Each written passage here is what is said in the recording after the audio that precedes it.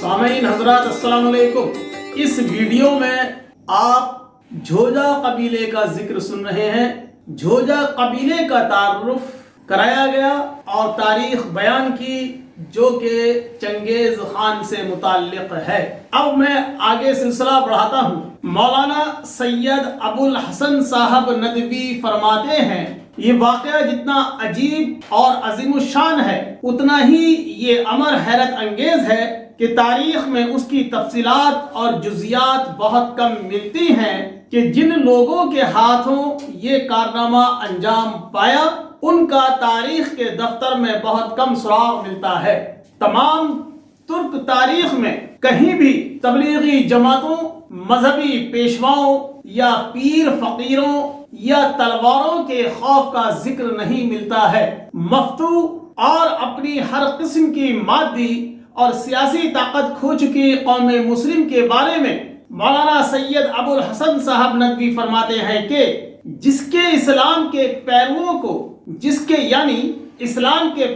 کو تاتاری یعنی مغل سخت ذلت اور حقارت کی نگاہ سے دیکھتے تھے، ایسے وقت میں بادشاہوں کے پاس دعوت اسلام لے کر جانا ناممکن تھا۔ ترکوں کے اسلام لانے کی تاریخ میں مبلغین کا ذکر ہی نہیں، یہ خود اللہ تعالیٰ کا کرشمہ ہے اور ترکوں کی اعلیٰ فہمی ہی ہے کہ ان کے بادشاہ کسی واقعے یا شخصیت سے متاثر ہوتے ہیں اور وہ خود واعظین اسلام کو بلا کر ان سے مذہب کی معلومات حاصل کرتے ہیں اور خود مسلمان ہو جاتے ہیں۔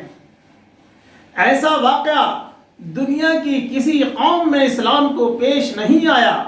دنیا کی تمام قوموں نے خصوصاً اسلام کی جائے پیدائش والے ملک عربوں نے مبلغین اسلام اور مسلمانوں کو بہت تکلیفیں پہنچائی ہیں۔ آج بھی دنیا کی اسلام مخالف قومیں مسلمانوں کے خون کی پیاسی ہیں۔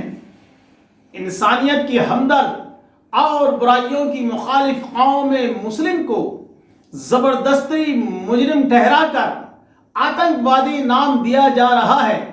مسلمانوں کو بدنام کرنے کے لیے طرح طرح کی سازشیں کی جا رہی ہیں۔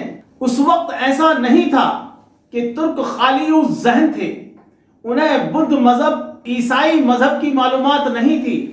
ان کے وزیر اور حکومت کے اہم کارندے بدھ اور عیسائی مذہب کے ماننے والے ہی تھے۔ ان دونوں مذہبوں کا پورا زور سینکڑوں سال سے ترکوں پر لگا ہوا تھا کہ کسی طرح انہیں اپنے مذہب میں شامل کر دیں۔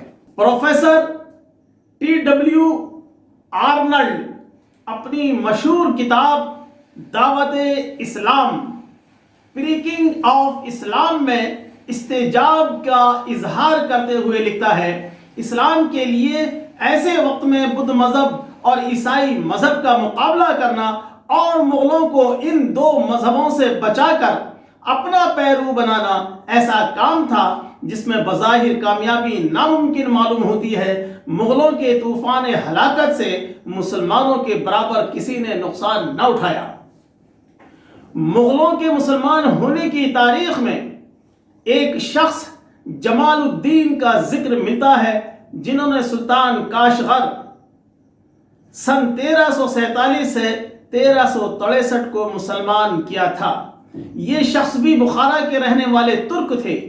شروع زمانے میں اسلام کے مبلغین شیخ کہلاتے تھے۔ جب کوئی غیر مسلم ان کے ہاتھ پر مسلمان ہوتا تھا یا شیخ کے ہاتھ پر بیعت ہو جانے کے بعد اپنے ناموں کے ساتھ ذات کے طور پر شیخ لفظ کا استعمال کرتے تھے۔ شروع زمانے میں ترکستان میں مذہب تھا اسلام اور اس کے ماننے والے پیرووں کا نام مسلمان اور سب کی ذات تھی شیخ، لیکن بعد میں نئی نئی خانقاہوں، شاہی خطابات اور خاندانی ناموں کی وجہ سے نئی نئی ذاتیں وجود میں آنے لگیں۔ اسلامی مساوات کے متوالے اسلامی شیدائیوں نے بھلے ہی ایک برادری شیخ بنانے کی کوشش کی ہو، لیکن سماج نے ہمیشہ ان کا قبیلہ انہیں بھولنے نہیں دیا ہے۔ سرکاری کاغذات میں ترکوں نے اپنی ذات شیخ لکھائی، لیکن خود نے اور سماج نے ان کا تعارف ہمیشہ عصری قبیلے سے کرایا ہے، گو کہ علاقائی تلفظ کی وجہ سے کبھی کبھی اس کے عصری روپ میں تبدیلی بھی آتی رہی ہے، جیسے خوجے کا کھوجا اور جوجے کا جھوجا۔